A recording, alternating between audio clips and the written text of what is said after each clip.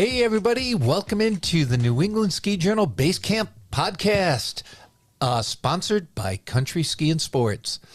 I'm Mike Specian, your host, with my co-host, Keith Pearson. Keith Pearson. Are you excited? I'm not as excited as I should be, considering things are open, there's been snow. I should be more excited than I am, but I've also been busy. Well, I got a question for you. I know you've been busy, but I saw you walking around with a brand new set of ski boots. Have you been home? Have you had them on your feet watching the Patriots? I haven't broken them in yet during a Patriots game or anything like that, walking down the hall or up the stairs. The stair walk is the most important part, of course, but well, you can concentrate on breaking your boots in rather than watching the Patriots right now, so come on. That's right. I'm going to punt on 4th and 3.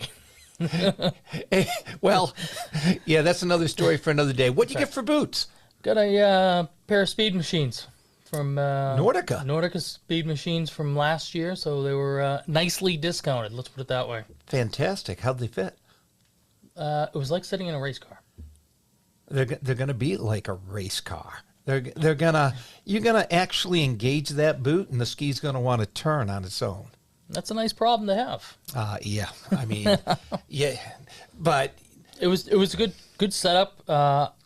So I was there when we did the podcast there, where it was a Thursday, yep. And then I came back on Sunday to just poke around, see if there was anything else. I was happily surprised at how busy it was Sunday, because you worry about people are watching football or what, and it was pretty packed. It was busy. The weather got cold and so on. So that's fantastic. Have you had your skis in to be tuned up? I went to pick them up and then realized, oh yeah, I got new boots. I got to bring my boot back. So I picked up the girlfriend's and the kids. So we've got two. Mine are still sitting in the shop, so I have not hit Killington or Bretton Woods or Sunday River yet. Have you? No. I was actually at Killington the night before opening that day, that Friday morning, and I left Killington at 6:30. I had to be in Burlington for a meeting, and then cut my way back through. But the guns were opened up on Superstar. We were there. I mean, we really are. Another thing, I came through Ludlow that morning, and Ludlow had snow top to bottom at Okemo. It's amazing how quick it can change and what these new guns can do. Obviously, Killington put a ton of work into the snowmaking infrastructure on Superstar for this reason, and you always wonder, and what was it, 2 years ago, I believe, we were really worried about whether World Cup was going to get off in time, and then they can just turn them on, and you have enough snow to watch the world's best women. Yeah, and how about Michaela? What was it, number 98? 98 now. 98. And another reindeer. She's got a full sled. She's unbelievable. There's no two ways about it. She really is the GOAT. How about Lindsay Vonn coming back? It'll be interesting to see how long it takes her to shake some rust off. But I mean, you don't do this for just this 1 year. You know that Olympic Games means something to her. Well, is it doable? Because we all, I'm not as responsive as I was when I was 22. Or is it going to be like a Netflix fight where it's going to be over in a second? She's going to look a lot better than Mike Tyson did. Okay, I'm just asking. I think there's a time to retire, and we'll see what Lindsay does. She's one of the greats of all time. I saw a picture of her with her idol, Peekaboo Street. But it's, Peekaboo's not coming back. I don't think Scott Schmidt is going to start hucking off 40-footers again or 50-footers. But I think she just wants to go out on her own terms. So did Brady. How'd that work? So we'll see. I mean, I don't want to. I wish Lindsay the best. we have a great women's team, and they will be in their glory at Killington this coming Thanksgiving, which is awesome. Yep. I mean, it's just fantastic. So back to the skiing. Yes. Killington Sunday River opened at the same time. Did Sunday River go first? Like, did they jump the gun? Nope. They went at the same time with pass holders. Yes. No, I mean, like, but Halloween, Halloween they opened. Yes, but I mean, for the daily operations, I think Sunday River kind of jumped the gun and went like 15 minutes early just for the sake of. They maybe they did, but Ski Ward still beat them by almost a month. Okay, okay. I'm sorry. I'm sorry. And Ski Ward's skiing right now. And I was gonna say, it's all one of those things. Which one do you consider? Do you want to be first, or is it first, to do every weekend, or is it first day to day? So Bretton Woods didn't go day to day; they started with the weekend, so they're out. Yeah, I mean, let me put it this way: I think Bretton Woods is a smart operator because I want the money not running lifts with nobody there. I want the money put into getting more terrain open. And they have beginner terrain open. They have, that was right from the start. Exactly. They opened that lower lift, which is great. And Wachusett was pumping snow. And I can tell you, in my travels of northern Vermont, there was a lot going on the hill with snowmaking because I was up there for 2 days visiting accounts. Everyone's excited over Sugarbush, too. Sugarbush? The gate? Heaven's Gate. I mean... And it's going higher, so that trek over to Jester, not going to be arduous anymore? It is not. There's a lot of excitement going on, but there's also excitement going on up in the North Conway area. Absolutely. Black is here to stay. Black is here to stay. The history of that mountain, it's not on an epic pass. It's not on an icon pass. It's one of those community hills that we can't afford to lose. That has been there for how long? When did it open? Do you know the date? The mid-30s. Let's put so we're in 90-year-old territory. Right, before World War II. Yes, well before. Yeah, I mean, so important, the heritage up in that neck of the woods. I look at Cranmore and Black as where the ski train took people. Yeah, the days of it would drop you off in the center of North Conway, and you'd have, a 10-mile trek up to Black and a couple blocks, think about it, to Cranmore. Exactly. And when we just had Brian and Tyler Fairbank on, who are the owners of Cranmore, and we talked about the importance of Cranmore, its history, its connection to the New England ski world and to families. I think that's what Black also does. Yes, and the person we're going to have on in about a couple minutes, he ties those things in nicely. He's made sure to put, how do you want to put it? Those community feeling areas. I did feel that way when I visited Saddleback last year. Like, it is a very Rangeley based operation, and he understands that you need that core group, and Black will have that. It really seems that way. I mean, when you have a business announcement and you fill a base lodge with a couple hundred people, that means something. Well, people are looking to keep ski areas alive. Okay, there's been a huge trend towards mega passes and all the frills at a ski area. Saddleback, which is where Andy Shepard came from last, and Black, I just see a lot of similarities, but Black is so close to a major population base. I can't wait to hear what's going on up there. You know, we've seen it in the press, but I haven't talked to him directly. Andy's an interesting guy because he's at least been involved with so many of these small ski areas, particularly in Maine. That's kind of his base. But he's got some ideas and he knows the secret sauce. Let's put it that way. Well, right after this break, we're going to have Andy Shepard on, who is with Black Mountain, hearing about what's going on up there, what we can expect, and what the vision is for the future. We'll be right back after this. The Button Ski Hanger is a patented ski storage fixture that safely stores alpine skis regardless of length, width, or shape. This means that your fat powder skis can now be stored next to your narrower carving skis, your race skis, and your kid skis. For more information, visit their website, buttonskirack.com. The Button Ski Hanger is also available for purchase at amazon.com. So make your purchase today.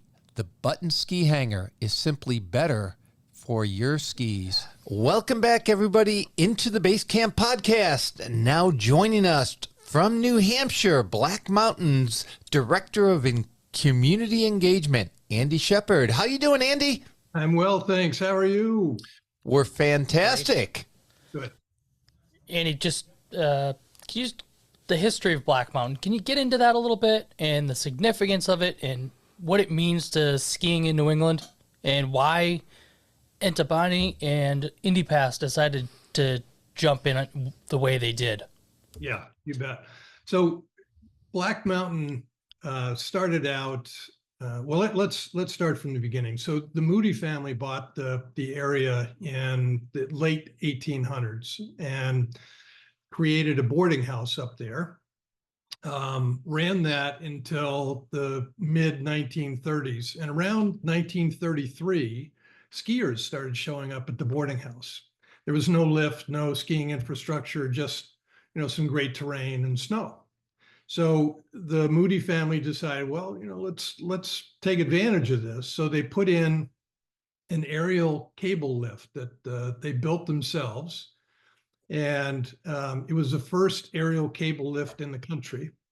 And it was a steel cable that had ropes hanging down from it. So instead of a rope tow, which was the more traditional lift back in those days and would wreak havoc on people's gloves and jackets, they decided this was a better way to save gloves and jackets. And it actually was kind of the beginning of the overhead lift industry. They built a hydro plant on the Ellis River down below the mountain, and that's what powered the lift. And that was around 1935, I guess, 35, 36. And they ran it for a while, and then the Whitneys came in, and the Whitneys bought it, ran that until the 1960s, I think. It went through a couple of ownerships over that period. And in 1996, I think it was, let me see. 1996, the Fischera family bought that. And they've operated it continually since then. What's important about this is that the mountain has been continually run as a ski area since 1935-36 season. And that makes it the oldest ski area, continually operated ski area in New Hampshire, and the third oldest in the country. So it's an important part of the skiing history, for sure, nationally. In the late 1930s, the Whitney family brought over Benno Rubitska from Austria, and he was one of the instructors that came over and started to establish, the professional ski schools. If you think about the Mount Washington Valley at that time, so there was Cranmore. They also had a ski school with Friedel Pfeiffer and a number of other Austrians. You had not far away, Sugar Hill, I think it was, in New Hampshire. So this really became the epicenter of skiing in the East, for sure, if not nationally. Then there was the ski train that brought people from Boston right up to North Conway, and that kind of poured fuel on the fire that was the beginning of the ski industry. Now, being continually operated is important, But what's more important is at this period in the history of skiing, where, about 10 years ago, I guess it was, the Epic and the Icon Passes started, and the impact that those have had on skiing, where, skiing was a relatively affordable sport for people, certainly for families. With the advent of those two passes, there's been a rapid acceleration, an exponential acceleration in the cost of skiing. And as a result, the investment in skiing infrastructure at those ski areas, and it has created a chasm between those people who can afford to go to those places and the rest of the world. And what places like Black Mountain and some of the other areas I've been involved with, Black Mountain of Maine, for instance, and Big Rock and Saddleback, these ski areas are kind of holding the line, if you will, on making sure that skiing remains accessible. And so entered the Indy Pass, I guess it was 5 years ago now, with a mission to say, okay, these passes are taking the industry in a direction that's not sustainable for the rest of the industry. What is the other approach that we might take to make sure that skiing remains accessible? Doug Fish did a wonderful job of creating this pass that went from about 39 ski areas up to now over 220 all over the world. So you have this explosion on the other side of people saying, okay, we need to lean into these independent ski areas. We need to make sure that we continue to support them, because that's the only way we're going to be able to afford to continue to ski. And enter into this equation now Eric Mogensen, who had started Entebeni Systems, which is kind of an alternate to Access and Aspenware, and has been gaining a lot of traction with independent ski areas, but also starting to get into some of the larger ski areas as well. And Eric decided to buy the Indy Pass as well, because he thought the two of those were seamless in their interest and approach to maintaining sustainability. So what Doug had done is said, okay, we need a pass that makes sure that skiers have a way to get accessible skiing. What Eric has done is say, okay, that's important, but what can we do to make sure that we're leaning into a sustainable model for the ski areas themselves? Because so many of those independent areas have been at risk. And that's where Black Mountain came into the equation. It's been so important to the history of skiing, certainly in the East. If you want to say that nationally, it's been a driver in innovation with the creation of the overhead lift, first overhead lift. But more importantly, in the Mount Washington Valley, it really is kind of holding the line on making sure that with all the other ski resorts around, that it continues to be accessible and affordable. So go ahead. I was going to say, that's absolutely amazing. I have been in this industry for an awful long time. I've seen the changeover. We saw ASC, which really was the start of the past programs here in the East Coast.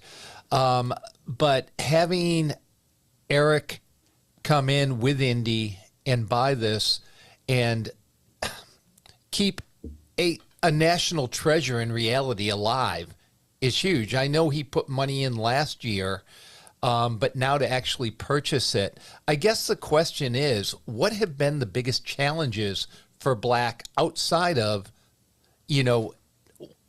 Wildcat and Attach going to Epic and so on? What are the challenges? Yeah, a couple of thoughts. So one is, in addition to the overhead lift, the Whitney family was also the first one to develop a multi-mountain pass in the country. And they partnered with Wildcat in the late 1940s, I think it was, to create that pass. But so, the challenges for independent areas, and Black Mountain is not unique in the challenges that it's faced, is with all of these other ski areas, in an arms race to outspend each other on the number of lifts, the speed of the lifts, the amount of snowmaking capacity, the amenities that they have at the mountain, kind of creating towns, where before there were just parking lots. That puts a lot of pressure on the independent ski areas to find the capital to be able to, add additional snowmaking capacity, buy newer lifts, those kinds of things. And you're more dependent, if you can make those investments, on the natural snow. And as we know, that's harder and harder to come by these days. So that was the big challenge. And the Fischero family owned Black Mountain through some of the more challenging times in the ski industry, recessions and gas shortages and gas pricing and all this kind of stuff. So, they're to be commended for the work that they did to keep this going through that time and allow Eric to take this over and maintain the continual operation. But that's kind of where we are right now. And what they did, right? They essentially were able to move the line for 25 years, right? Because it would have closed down if they didn't step in, correct? Yeah, more like 30 years. 30, all right. Mm-hmm. Yeah, exactly. It had gone through 3 owners in the previous 5 years. So, had the Fischero family failed, it probably would not have continued operation. There would have been a separation at some point. And whether it opened up again or not, whether it became another in the long line of independent ski areas that closed and have never reopened, we won't know. But the important thing is that Eric stepped in and it didn't. And the importance of Black Mountain is not only that we keep it open and maintain that continual operation, not only that we keep it open and continue to offer affordable skiing in the Mount Washington Valley, but this is an opportunity for us to use this as a model for, as a business model for other independent ski areas that might be at risk. And that's the challenge that Eric and I have, this season, is to figure out what that model looks like. You were the GM when Saddleback version 2.0. What similarities are there between that stop and now where you are? Well, Saddleback had been closed down for 5 years. And the list of ski areas that have been closed for 5 years and reopened is really small. So that was a challenge. The remoteness of Saddleback is also a challenge. It's in proximity to Sugarloaf. So there were already a lot of skiers coming to this area. Saddleback had a long tradition of really exceptional snow, exceptional terrain. The village of Rangeley, right at the base of the mountain, or at the bottom of the access road, as a quintessential New England village. That is a similarity between Jackson and Rangeley. They both have very loyal followings. And when I took over Saddleback, the most important thing to me was making sure that those people who had called Saddleback home for the 60 previous years understood that I understood how important that family was, that culture was. And, I called it the Saddleback family, not because it's a family-friendly ski area, but it is, but more because the people who skied there saw themselves as being a family, that they were down to earth and up for anything, that, it didn't matter what kind of car you arrived in the parking lot or how expensive your last vacation was. All they cared about was, do you love being outdoors with your family and friends and, exploring the mountain, exploring things to do in that area. In working with Black Mountain as closely as I did starting last year, it's become clear to me that that same family culture exists at Black Mountain, and that is critical to reestablishing the mountain as a successful ski area. It's critical that the mountain, be able to fend for itself, that it not have to look for annual contributions to cover operating losses, and I don't think the mountain has in the past. This is not, Eric didn't come in and try to take over a mountain that was failing. It was a mountain that was tired, I would say, is the best way of putting it. And the best anecdote for anything that's tired is to have Eric show up in the room, because he is a ball of energy. a mass of incredibly entrepreneurial and inventive ideas. And he's literally moving the mountain this fall. He's blasting trails at the top. He's put in additional snowmaking capacity. He's bought additional lifts. He's done work on the lodge. I mean, this will be a new Black Mountain experience for those people to come by. Can't wait for that because it was good before. I can only imagine how much better it will be. Your LinkedIn profile states you ski resort development, community economic development, leadership development, fundraising for communities and organizations. What exactly, how do you bring that into Black, and what is your exact role at Black Mountain? Well, the biggest role is and other duties as assigned. There you go. Yeah. But, Eric asked me to get involved last year. At the same time, a number of people in the community reached out and asked if I'd be interested. And I was. I have a number of friends who are in that area and know how important Black Mountain is to them. So almost the same day that I started getting calls from the community, I got a call from Eric asking if I would be interested in helping. And I said I'd love to. And we've worked very closely since. So my role in the beginning was to try and find a buyer. And for a number of reasons, that was a challenge last year. And Eric, as he and I started talking through the next step for this, came to the conclusion we thought the best model was probably going to be a co-op model, where it's a skiers mountain owned by skiers. And, there are a number of iterations of what that could look like. And, I would love to be able to tell you guys, this is the plan. We don't know yet. But what we do know is that the plan will be to make sure that this does move forward as a mountain owned by the skiers. What that looks like specifically, we don't know yet. What led you guys to this conclusion that co-op was the way to go, as opposed to going the nonprofit route like we've seen so many other places? Yeah, I have a lot of experience with nonprofits. All of the ski areas that I built or bought up in Aroostook County and in the rest of Maine were nonprofits. I set them all each up. I set each one of them up as a 501c3. So the Maine Winter Sports Center, the company I had at the time that I started in 1999, really became a holding company where we bought or built these ski areas. I would set up 501c3 associations that owned each of these mountains, and then put together a board of local volunteers who were responsible for running the ski areas. And I wanted each one of those ski areas to be made up of people in those communities, because the challenges in each one of those communities is unique. So to say, this is the plan, we're going to execute it, and all the ski areas are going to be operated the same, misses the point that each community has a different set of needs, has a different set of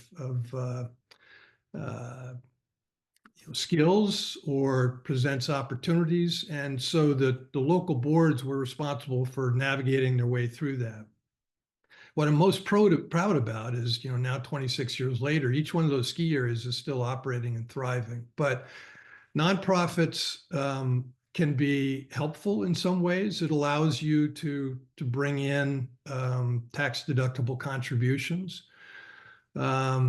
But in this case, we felt that there was a better model available. What we're trying to do is create a co-op model that is also a 501c3 that would allow for taxable contributions. But instead of having the mountain owned by a nonprofit organization, we want the mountain to be owned by those people who care the most about that mountain, and that's the skiers. And we believe that because of the passion for the mountain, because of the long history, and also the fact that there is capacity within the Black Mountain family, that's the best route to go with this. What we hope to do as we try and figure out the best model for Black Mountain is, once we arrive at that, and we expect to be doing that in the next month or so, once we arrive at that, to take a step back and say, okay, does this model have legs across the rest of the industry? Are there other communities where this could work as well, or do we need a number of these models to be able to offer the independent ski areas? Interesting, because very much like Mad River Glen then. Yes. Would that be the closest? It's kind of funny because Mad River Glen just got an award as #1 in the East. And your old, where you just were GM just a couple years ago, was #2. Yes. So that community-based, I think that is proof in the pudding that the public is looking for this. Well, you know what's really interesting there is they changed the criteria of how they rate ski areas last year. And so it used to be heavily driven by amenities, nightlife, those kinds of things that aren't skiing. And this year they focused more on snow quality and variability of terrain and grooming and those things that real skiers really care about. So it seems to me that that world is starting to follow the path of the independent ski area world more than the epic and the icon world, which I found very gratifying, but also very interesting. It is interesting. So we have some community-run areas in New Hampshire. We've got Whaleback and Abernathy, which we had on the podcast last year as together, and Mount Eustace. Do you see any similarities in some of the visions that those guys have to what Black is doing?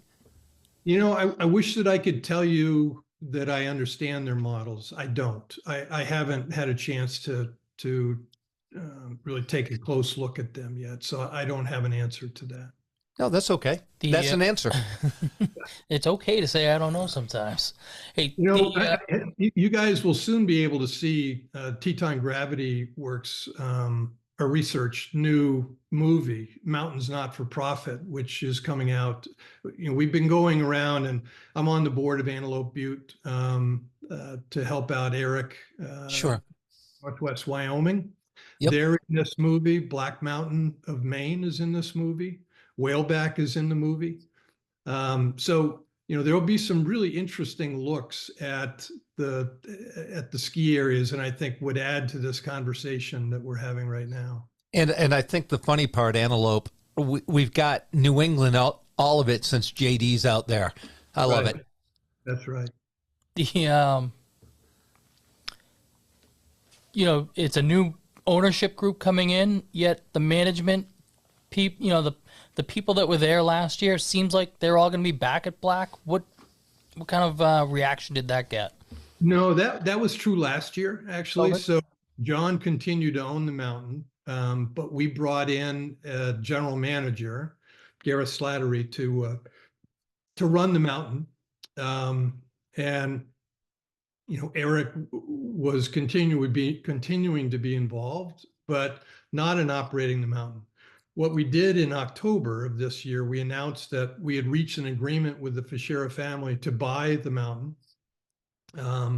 We have an operating agreement until this spring. I can't remember the month, but at that point, we need to complete the purchase of the mountain, and then we take over completely. But Eric has moved from his office in Granby, Colorado, is now living in Jackson. He bought a condo on the side of the mountain and is going to be the general manager. So he's running the mountain, and the Fischera family is not involved anymore. The exception to that is Doug Fischera, who's one of the most respected mountain ops people, certainly snowmaking people in the industry. Has agreed to come in and help with mountain operations this season as well. And that is a huge addition to the team. Between Eric and Doug, it's hard to imagine any obstacle is going to stand in the way of the two of them. So I really can't wait to get out there and ski. Well, let me ask you, you brought up some of the stuff that was happening up top with new trails. Can you give us a list of things that are going to change for us that have skied Black numerous times? Well, so there used to be a horse corral to the right of the lodge. That horse corral, the paddock has been removed, and one of the challenges has been beginner terrain and instructing terrain. So we're putting a rope tow off to the side of that to create a new learning area that I think is really going to be awesome. Eric is doing work at the top of the mountain to make it easier to make snow. We want to be able to make more snow earlier in the season at the top so we can open the whole mountain up sooner. But also, with the kind of rain events that we have nowadays, it's easy to predict that we'll have a late December, early January rain event and then a spring rain event.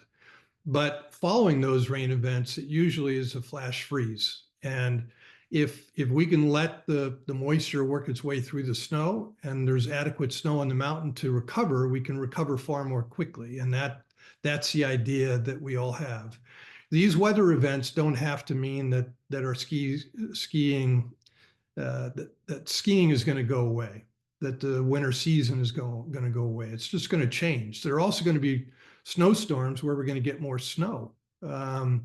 So the question is, how do we manage the season? How do we extend the season? How do we bring technology to bear?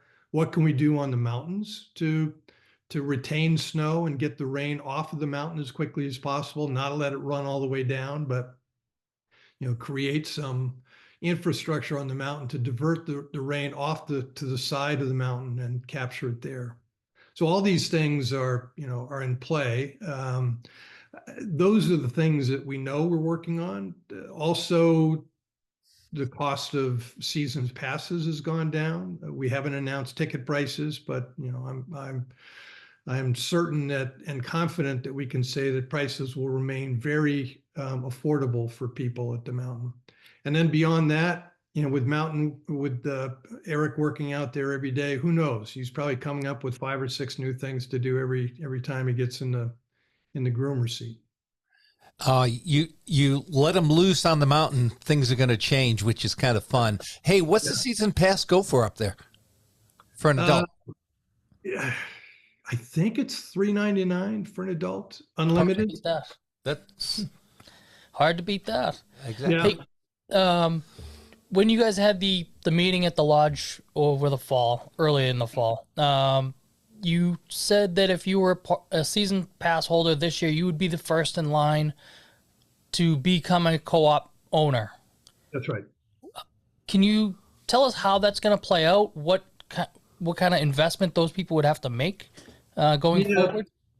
So those are the answers that I don't have yet. And I'm working hard to get there as quickly as we can. But we also want to make sure that when we do this, we've got it right. We don't want to have to go to a 2.0 next year or whatever. Mm-hmm. So, we want to be thorough and thoughtful in our approach to this. But to your point, yes, there will be a limited number of memberships available. The seasons pass owners from this year will have first crack at the co-op membership. It doesn't mean that if you are not a member that you can't ski at the mountain. This is not going to be a club. It's just going to be a skier-owned mountain. And seasons passes, day tickets will still be available to people who aren't owners. If required, there will be a limit on the number of day tickets that we sell. We don't want the skiing experience to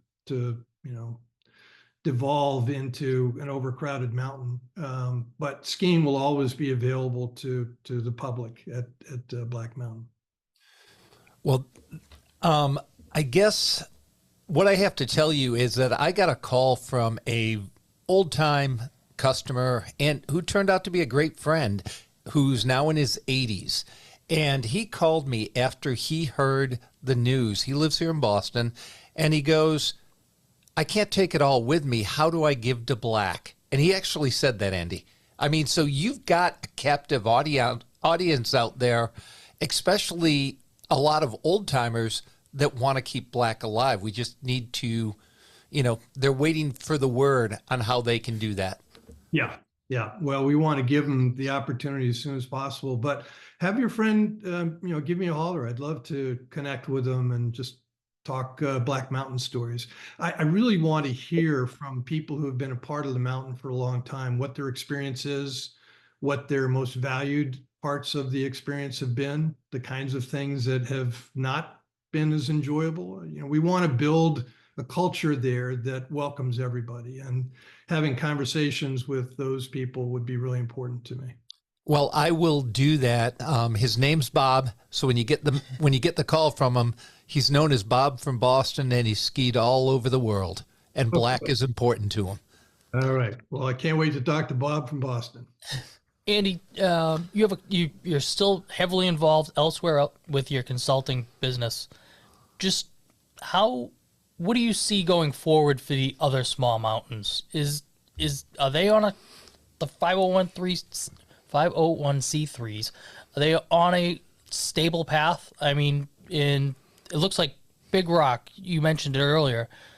I mean, to be able to put that much money into a mountain for a place that size, that's enormous for them. How big of a lift is that? It is. So I am still involved with a lot of ski areas. Camden Snow Bowl, town of Camden's asked me to put together a 4-year master plan for operating that mountain year round. And I've been really excited and honored to be a part of that project. Antelope Butte is another one I've been involved with, Black Mountain in New Hampshire. So my retirement plans have not worked out the way I thought they would. My kids continue to laugh at my lack of understanding of the concept of retirement, but I'm just having too much fun not to be involved. But to your point,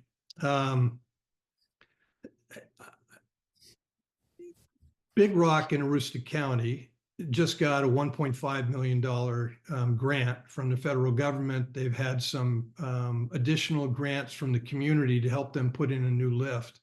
That's huge for them. The lift is going to be faster. The old lift they had, the Mueller, was put in 1960. It's been rebuilt a number of times, but this new lift is going to be a game changer for them. Black Mountain in Rumford, Maine, the Black Mountain of Maine, also got a little over $1.5 million to beef up their snowmaking system. And now they're able to put snow on the Allagash Trail, which is their longest trail, their most popular trail. And they've had to rely on natural snow for the last 10 years. So this is a game changer for them. Those kinds of grants are really important to some of these ski areas. And it's important that the federal government, state governments, wherever these mountains are, understand the importance not only to skiers, but as economic and outdoor activity epicenters for their community. We've known for a long time that sedentary lifestyle has all sorts of health implications. And the generation of kids now is growing up in a generation that has valued the screen over time spent outdoors. What we have just started to learn is the implications on the mental health of kids in that kind of lifestyle. The isolation, the lack of access to a healthy, active outdoor lifestyle leads to depression and anxiety and all sorts of residual effects from those. So if we want to invest in our future, if we want to invest in our kids, we need to invest in these ski areas, because although there's a host of opportunities in the summertime, there aren't in the wintertime. There aren't a lot of opportunities in these communities for kids to get outside. Snowmobiling is not the kind of activity that allows you to spend peaceful time in the environment, and that's critical. So those kind of investments are really important to these independent ski areas, but also finding a way to engage the communities more deeply in these ski areas is going to be critical. Finally, when we talk about nonprofit ski areas, I think too many of these ski areas focus on the words nonprofit, as if that's a license for them to not have to make money and not have to be sustainable. That is unsustainable, I think. What we're hoping to do is create a model where these ski areas can be self-sustaining, can be profitable. It may be in a nonprofit model, but it doesn't mean that they can't or shouldn't be profitable. So then outreach to the community or the federal government is for capital expenses like Big Rock and Black Mountain, where they're bringing in money for snowmaking infrastructure or lift infrastructure. Excellent. That's outstanding. I can tell you from, your retirement is making a difference. So that's your legacy is what your retirement should be, Andy.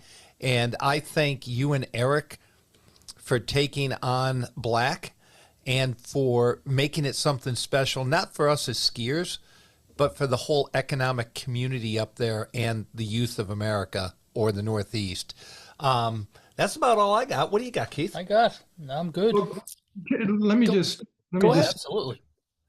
Over the years, I continue to get too much credit for the projects that I'm involved in. And I'm somewhat uncomfortable with that. But the real success of these ski areas has been the communities leaning in and them deciding that these mountains were really important, and that it was the communities deciding that these were too important to fail, and them finding way through to to sustainability. But I appreciate your words. Thanks.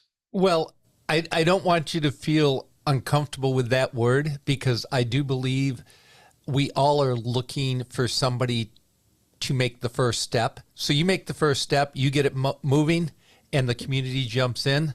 And we thank you for that. And we thank you so much for coming on the Basecamp. Black is very special to me. It's very special to Keith. And I look forward to coming up and making a couple turns with you and Eric up there and having a pint.